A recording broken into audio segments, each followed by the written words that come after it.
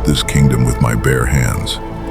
I carved it from the bones of every man who stood in my path, and I wore the crown not because I was chosen, but because no one alive could take it from me. Kings are simple creatures.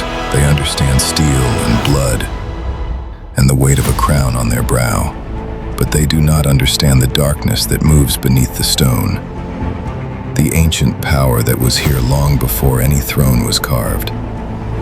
Conan ruled with his fists for 40 years and thought himself untouchable. They think exile broke me. They think the cold and the hunger and the silence wore me down to nothing. They think the man who ruled for 40 years died face down in the dirt outside his own walls. They are wrong. Every step I took through that wasteland made me harder. Every wound I carried reminded me of what was stolen. And every night I spent staring at the distant lights of my kingdom fed a fire inside me that no sorcery can extinguish.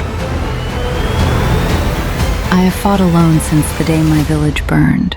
I've carried this shield through forests and mountains and battlefields where no one knew my name and no one cared if I lived or died.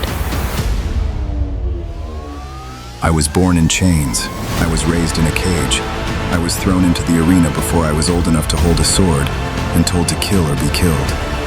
Every scar on my body is a lesson paid for in blood. Every fight I survived made me harder, and every man I buried in that dirt taught me the same truth over and over again.